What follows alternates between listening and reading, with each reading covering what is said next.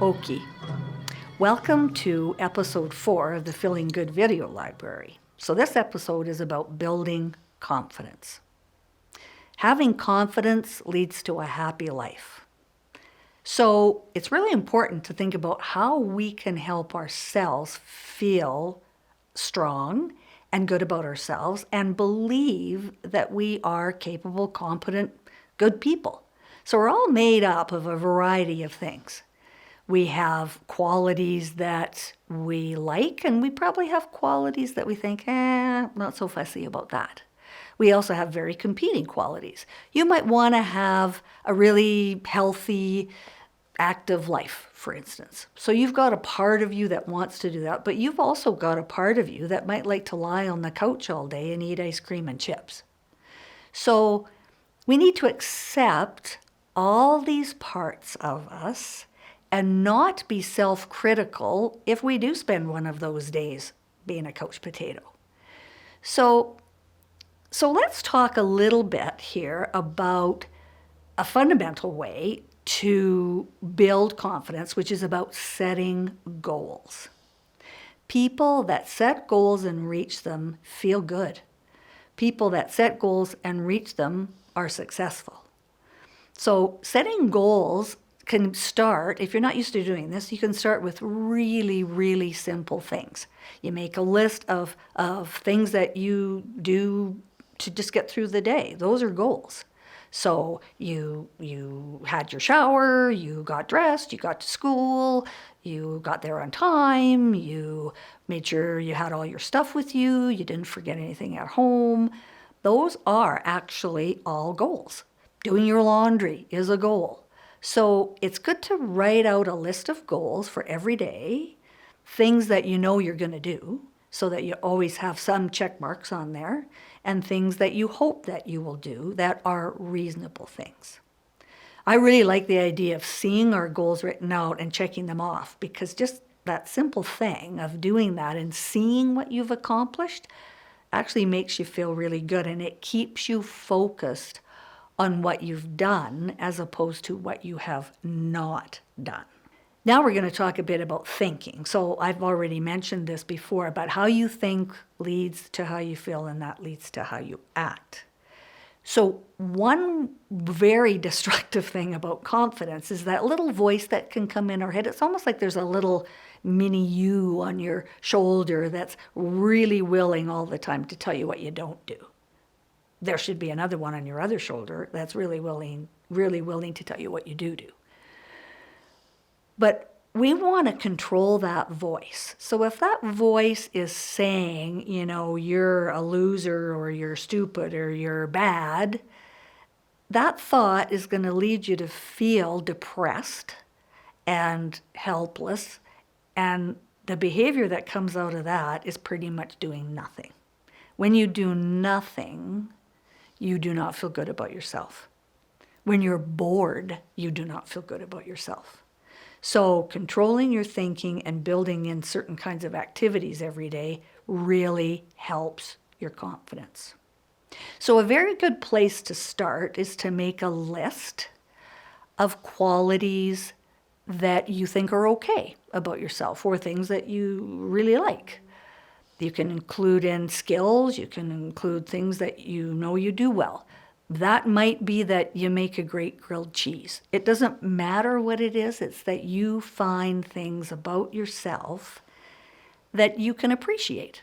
You might make that list with somebody that you really trust, a family member, a friend, because often people notice things in ourselves that we aren't even that aware of. We don't notice that maybe we're very helpful. That person may have found that quality in you and appreciates that quality in you. So make a list and read that list. It's important to read it every day. Maybe put the reading of the list, combine that with something else that you do. Like when you first get to school in the morning, you read the list. Or maybe when you get up, you read the list. And keep adding to the list. So this is all about getting to know yourself well, and that also helps you set goals better because we need to always set reasonable goals. So there's immediate goals that we were talking about earlier, just the things that you might do every day. Then there's kind of intermediate goals, so what you might do over the next week. So when you're setting goals, you should think about the task and you should break it down into steps. So goal setting is about reaching that first step, and when you've reached that, then you add the next step and the next step and the next step. You don't go from 0 to 100, you go from 0 to 10.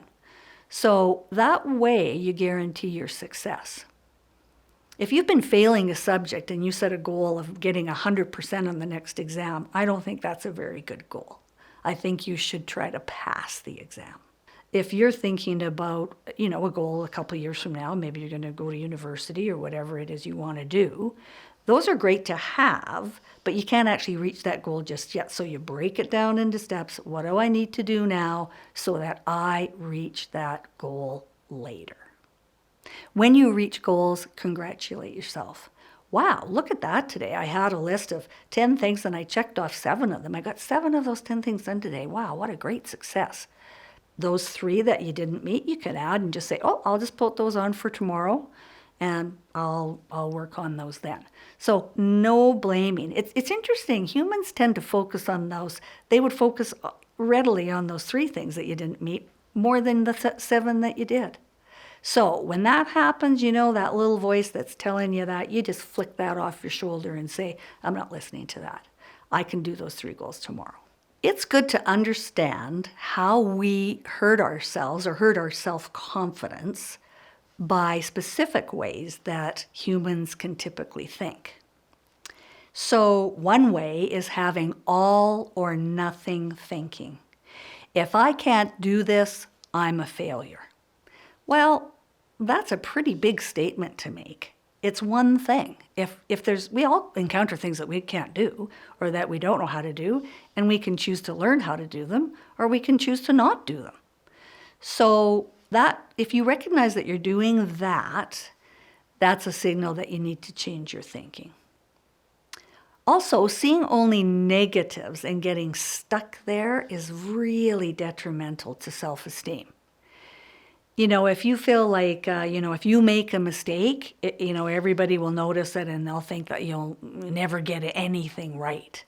Wow, that's just such negative thinking, and it's easy to get stuck in that loop.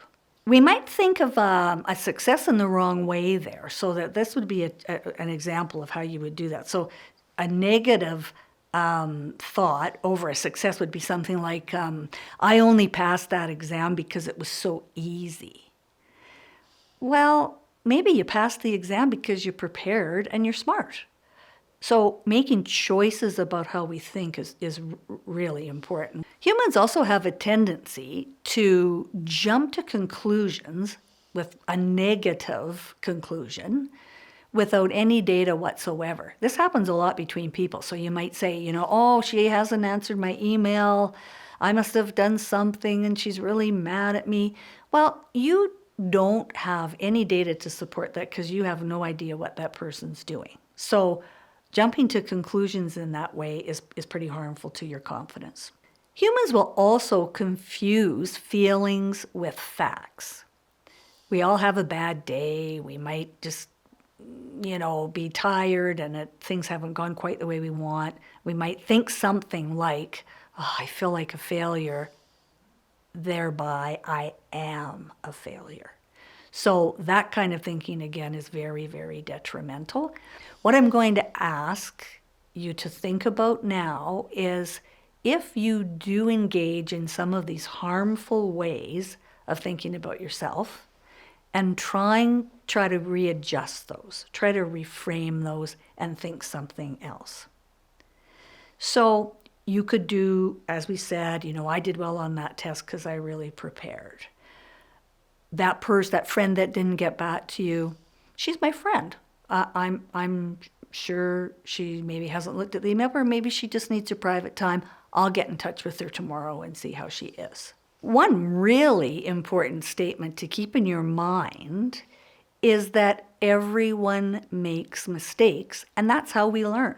We learn from mistakes. Mistakes can be our best friend at helping us move forward in life. That is human. To be human is to make mistakes. So be gentle with yourself and keep that particular statement in mind. Use hopeful self-talk. It's great to think that things will turn out. This might be a tough situation for me, but I think I can handle it.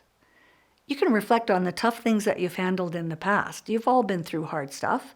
You can get through something really tough. You're sitting there, you're here today. Use that experience to help you move forward. Trust yourself. Forgive yourself if you have a hard day.